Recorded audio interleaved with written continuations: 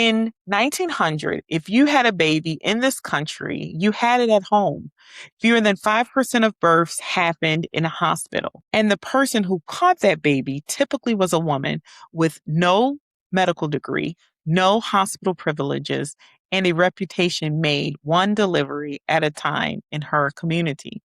50 years later, that world went extinct. I want to tell you what we lost, when it went, and how we continue to fight to keep the many specialties that support pregnant and postpartum women healthy. Here's a detail from my own story I have never shared on this show. Both of my pregnancies were managed by an OB and a maternal fetal medicine specialist. But when it came time, the same person who guided both my babies into this world was a nurse midwife. And I didn't plan for that. In fact, I had asked about midwifery care, and I was told it wasn't for me because I was considered high risk. The irony, though, is that a midwife caught both of my babies. It has taken me hosting this show to understand that wasn't luck. It was history landing in my birthing room. Welcome to a special episode of High Risk and Highly Capable. I'm Dr. Ab, your trusted messenger, untangling the U.S. maternity care system. This show is for mothers of advanced maternal age and everyone who loves us.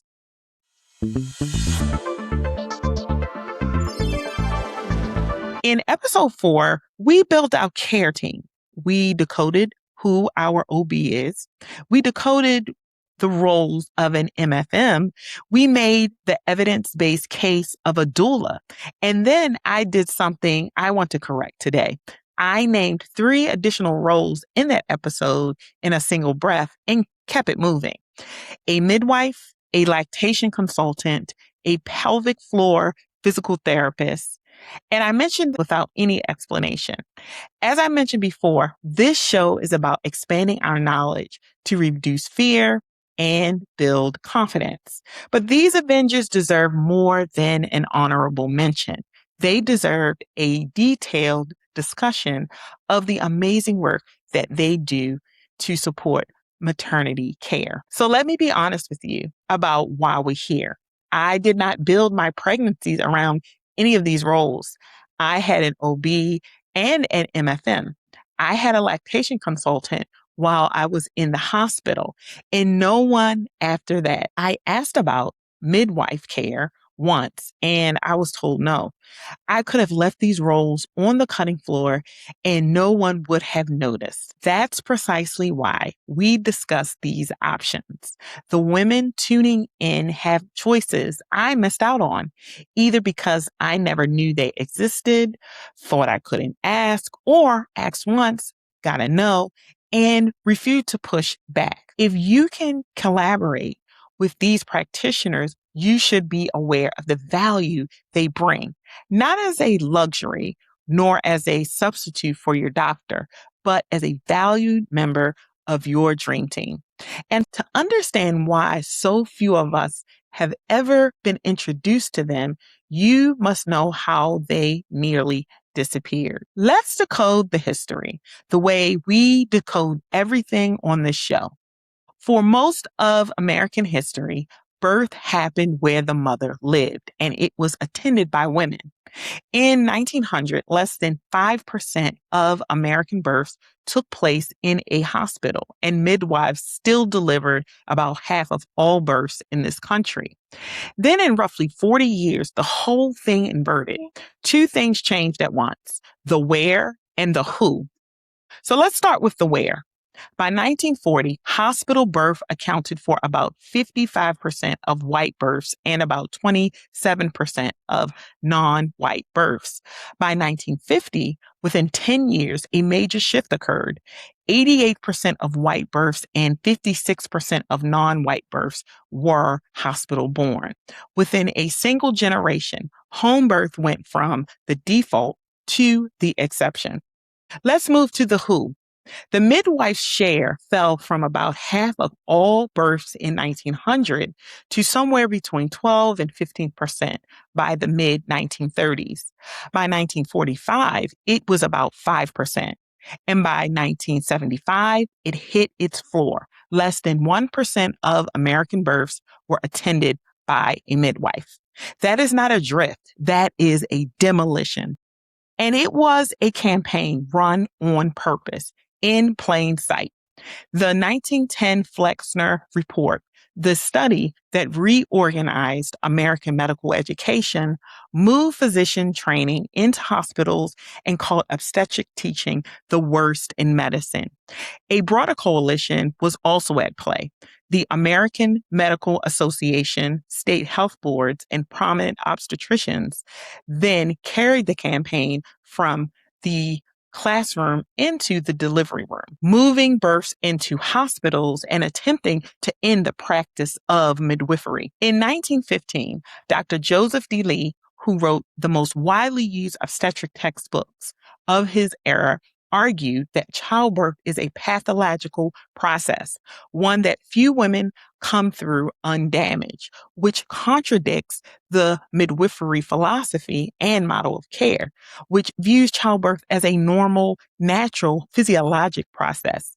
He doubled down by calling the midwife a relic of barbarism and a drag on the progress of the science and art of obstetrics.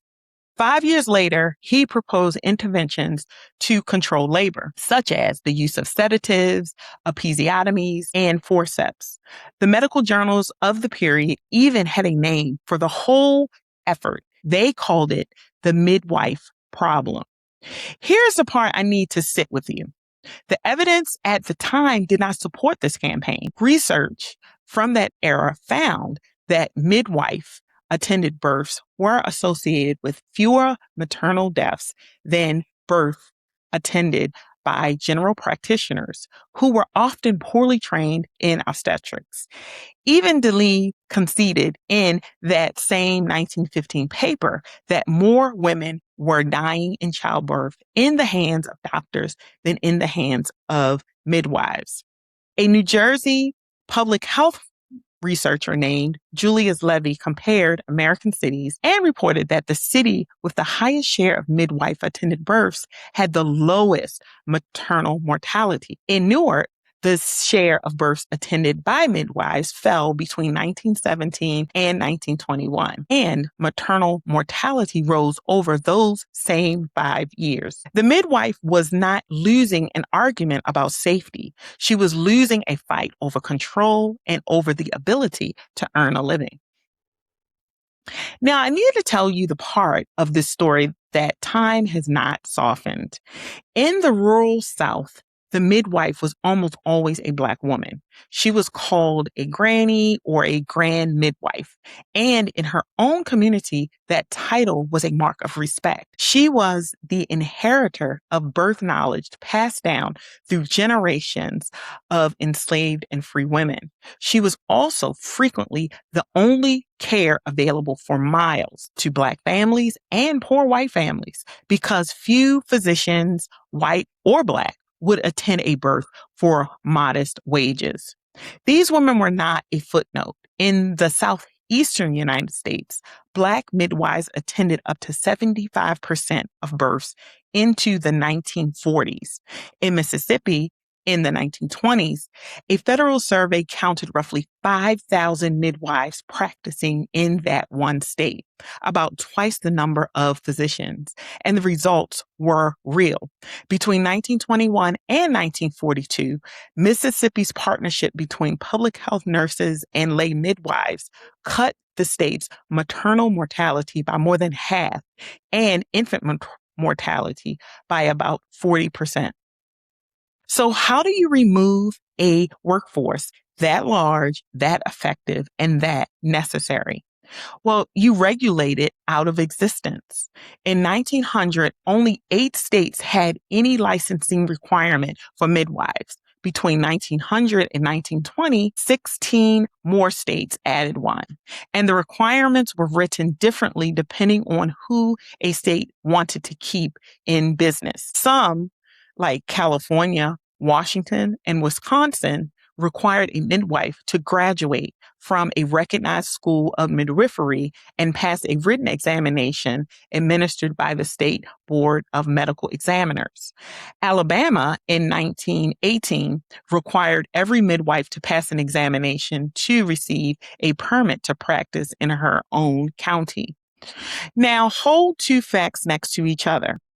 A written examination and a workforce of women born into a country that had, within living memory, made it a crime to teach them to read. Many granny midwives could not read, not for want of intelligence or skill, but because the same system now testing them had spent generations denying them access to education. When Mammy Odessa Hale ran midwife training for the Arkansas Department of Health in the 1940s, she built her entire 8 to 12 week program around demonstration, which included films, pictures, and singing. She did that because so many of the women under her tutelage could not read the materials. Her work coincided with a drop in Black maternal deaths in Arkansas from 128 in 1930 to 43 in 1950. She proved the skill was there. The literacy requirement was never really measuring the skill. And then came the numbers. In Georgia, there were 3,000 registered midwives in 1930. By 1950, there were 1,322, less than half in 20 years. In Alabama, after the state required licensure and later required nurse midwives to practice only in hospitals, roughly 150 granny midwives were stopped from practicing almost overnight. The Shepherd-Towner Act of 1921, the first federally funded social welfare program in this country, sent money to states for maternal and infant health, including midwife training and registration. Some of that money did genuinely good. It also gave states the machinery to license, supervise, and eventually withhold the permit a midwife needed to work at all. The Hilton-Burton Act of 1946 funded a hospital building surge that finished the job by moving birth to hospital rooms for the long term. By 1980, all but a handful of granny midwives had been forced to quit. Alabama, Kentucky, North Carolina, Virginia, and West Virginia had outlawed lay midwifery. Mississippi and Georgia accomplished the same thing a little bit more quietly by simply refusing to issue the licenses. And here's the number I want you to carry out of this segment. In 1950, midwives attended fewer than 5% of all American births, but they still attended about 1 in 4 births to non-white mothers. By 1975, that had fallen to 2.5%. The mothers who lost the most were those who always relied on midwives. And here's a part I want you to hear as momentum. In 2019, about 6% of certified nurse midwives and certified midwives in this country identified as Black. By 2021, about 7%. By 2023, 8.3%. By 2024, 8.7%. A climb every single year. Black midwives are rebuilding the profession their grandmothers and great-grandmothers were pushed out of. Black women are still roughly 14 to 16% of the birthing population. So the gap remains. It is the arithmetic of a century-old policy choice, but the direction has changed. The workforce is coming back. So let's talk about what a midwife is now, because the word carries a century of misconceptions. Start with the credentials, because they matter for your care and for your billing. A certified nurse midwife, a CNM, is a registered nurse who has completed a graduate level midwifery program and passed a national certification exam through the American Midwifery Certification Board. CNMs are licensed for practice in all 50 states and the District of Columbia. they can prescribe, and their scope of practice is not only birth, it runs across a woman's lifespan, well woman care, contraception, care through menopause. A certified midwife, ACM, completes the same accredited graduate level midwifery education and takes the same national exam, held to the same professional standards. The only difference is the entry point. A CM enters with either a bachelor's degree in a health or science field rather than a nursing license. Fewer states license CMs than CNMs. So if you are considering one, this is something to investigate in the state where you are receiving care. The misconception I want to break here is that midwife does not mean home birth. As of 2022, CNMs and CMs attended nearly 11% of all U.S. births, and roughly 95% of CNMs attended births, and roughly 95% of CNM attended births happened in a hospital. Your midwife may well be on the same labor and delivery floor as your OB, taking the same call in the same building you are already planned to walk into. And the evidence is clear. An updated Cochrane review published in 2024, 17 studies, more than 18,000 women were examined. They showed that midwifery continuity of care models were the same midwife or mark. And the evidence. And updated mark. And the evidence. An updated Cochrane review published in 2024, 17 studies, more than 18,000 women, examined midwife continuity of care models, where the same midwife or team of midwives follows you through pregnancy, birth, and early parenting. Collaborating with obstetric and specialist teams were needed. Compared with other models, those women were more likely to have a spontaneous vaginal birth, less likely to have a cesarean, less likely to have an instrument birth with forceps or vacuum, and possibly less likely to have an episiotomy. The review found little to no difference in preterm birth, postpartum hemorrhage, or admission to the NICU. And I want to be precise with you because precision is how we maintain trust on this show. That is not a finding that a midwife is safer than an obstetrician. It is a finding that continuity, the interaction with the same face across the entire perinatal continuum, changes birth outcomes, which should sound familiar. It is the same word we used for the doula in episode 4, continuity. In a system organized around shift changes, the scarce resource is not expertise. It is someone who already knows you. Now, back to my story. Both of my pregnancies were high risk. Both were managed jointly by my OB and my MFM. But in my second pregnancy, I wanted a different maternity care experience than I had with my first. I asked the question and I asked if I could be followed by a midwife. And I was told that that wasn't an option for me because I was high risk. Now, I was fortunate in one way. My practice had midwives on staff, and I saw one from time to time. Honestly, more because of scheduling and better availability than my OB had at the time. And every single time I walked out of those visits, I was totally impressed.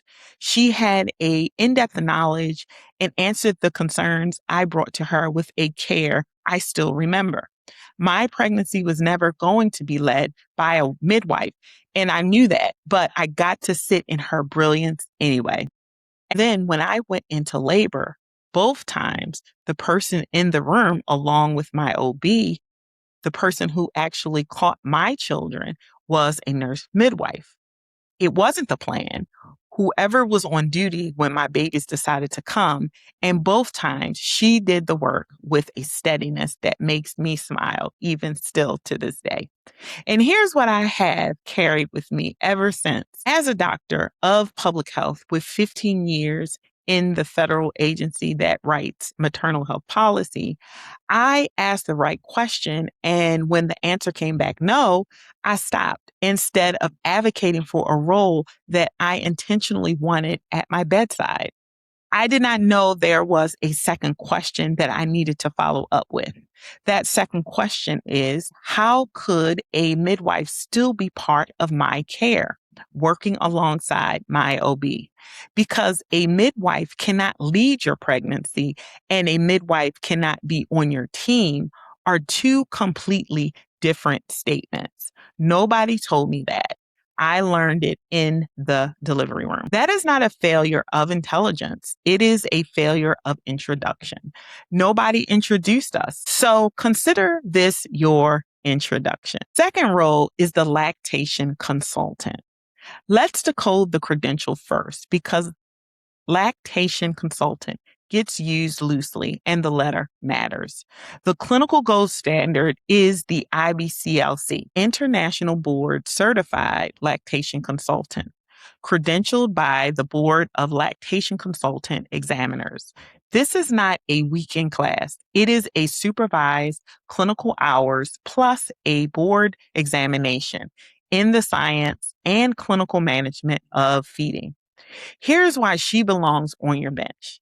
And it is not about pressure to breastfeed. It is about having someone who can problem solve with you inside the window where the problems are common. They are specific and time sensitive. Mothers most often stop breastfeeding in the first month, and the reasons they give up are concrete. Sore nipples, worry about supply, a baby who is struggling to latch. Those are not character tests. They are clinical problems with clinical solutions. And the person trained to solve them is usually not the person doing your 6-week checkup. Now, let's pivot to the evidence. A systematic review and meta-analysis of interventions that include direct IBCLC support found a measurable difference in whether mothers were still breastfeeding at 6 months, on the order of one additional mother still breastfeeding for every 12 who received that support. And hospitals that staff IBCLCs discharge more mothers breastfeeding and exclusively breastfeeding than hospitals that do not. Now, the coverage piece is important here because this runs straight back to episode 3. Under the Affordable Care Act preventative service requirement, most non-grandfathered health plans must cover comprehensive lactation support and counseling by a trained provider before birth and after, along with breastfeeding equipment with no cost sharing for as long as you are breastfeeding. That is not a courtesy someone is extending to you. That is a benefit you are entitled to. The catch, and there's always a catch, is that plans vary widely in who they count as an in-network trained provider, how many visits you get, and whether they cover a manual or electric pump. So the phone call that we learned from in episode 3 applies here directly. Call that number on the back of your insurance card. And I want to give you one more tidbit. Geography matters. Access to IBCLCs is widely uneven across this country. The density ranges from roughly 14 to roughly 61 IBCLCs per 100,000 women of childbearing age, depending on the state. Where you live determines what you can reach. Knowing that in advance, rather than in the wee hours of the morning on the 4th day, is the entire argument for building a team before you need one. Now we move on to the third role, the pelvic floor physical therapist. This is the one I wish someone told me about because the silence around it is nearly total and the conditions it treats are nearly universal. Let me tell you how common these conditions are.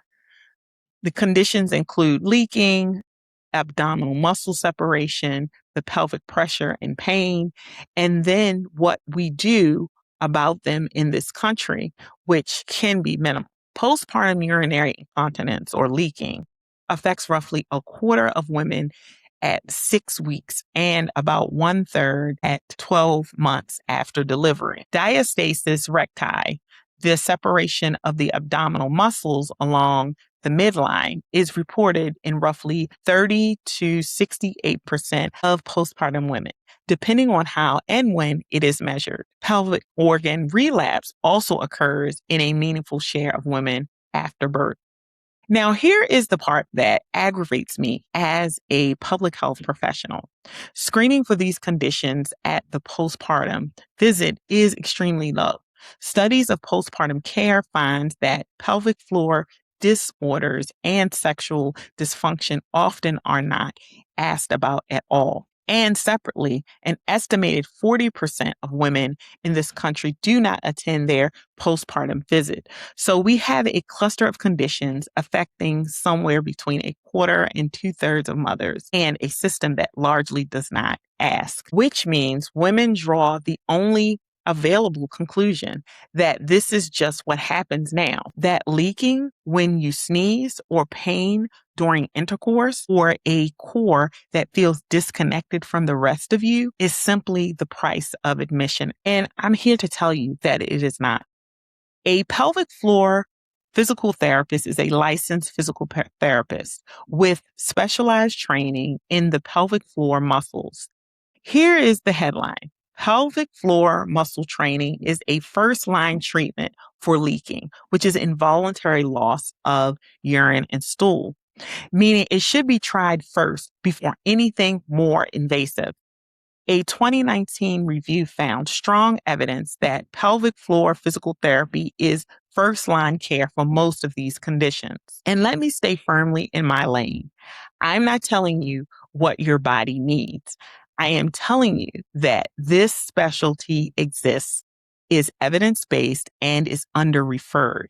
You now have an opportunity to have an informed conversation with your clinician about when and how to bring that specialty to your squad.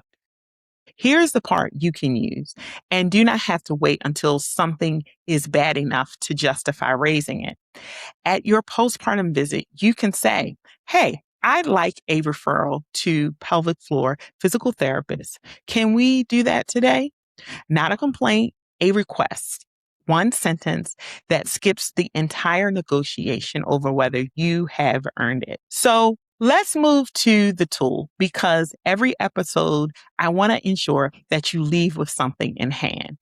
I call this tool 3 doors. One question that opens each of these doors, ask before you need what is inside. So let's move to door 1, the midwife. Ask your practice, does a midwife practice in this group, and could she be part of my care? If you are carrying the high risk label, follow up with, how would a midwife and my OB or MFM work together on my case? That second question is really the most important one, because the answer you are listening for is not either, but rather or. It is a collaboration. To be honest, I wish this were the question I asked after I heard no. Door 2, the lactation consultant. First, I want you to ask your plan. What lactation support is covered under my preventative benefits, and who counts as in-network, and how many visits do I get? Then ask your hospital's labor and delivery staff, maybe during a hospital tour, do you have IBCLSCs on staff? And will I be able to see one before I am discharged? Door 3, the pelvic floor physical therapist. Ask before you deliver and not after. Do you refer to pelvic floor physical therapy postpartum, and what would prompt that referral? Then at your postpartum visit, you can close the loop. I like that referral now. 3 doors, 3 questions. Write them down somewhere that you can easily access. either a notes app, the back of an appointment card, or by now, with all of the tools that you have had thus far, you should have a journal with all of your conversations documented after every visit. And notice what none of these questions require. None of them require you to argue. None of them require a diagnosis, a symptom, or anybody's permission. They only require that you know that there are other rooms available to you.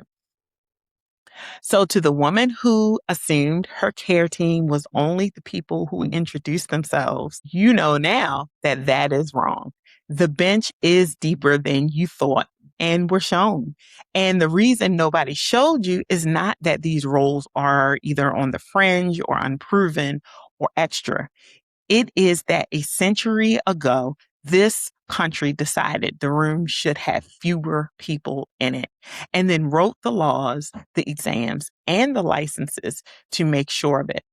Women who had never been permitted to learn to read were tested in writing. Women who had safely delivered thousands of babies were declared unqualified by people who had delivered far fewer. And then the workforce was dismantled, but the skill was never disproven. The attempt was to push it out of the room. Yet we are still in that room. You get to open the doors, not because you are difficult, but because you are informed and because every woman who asks makes the question ordinary for the woman who comes after her. I asked about a midwife once and took no for an answer, and I regret that. I never had a lactation consultant beyond the hospital. I did not know pelvic floor physical therapy existed until long after my body would have benefited from it. And still, a nurse midwife caught both of my children. This is the inheritance those women left us, running quietly under the floorboards of a system that tried to erase them. Know their names, use their skill, and say it plainly at your next appointment. I want to know who else is on my team. I matter, you matter, we matter, and the hands that catch us matter too. I'm Dr. Ad. This is High Risk and Highly Capable. You are not a risk to be managed. You are a mother to be partnered with at every age, at every stage. Until next time.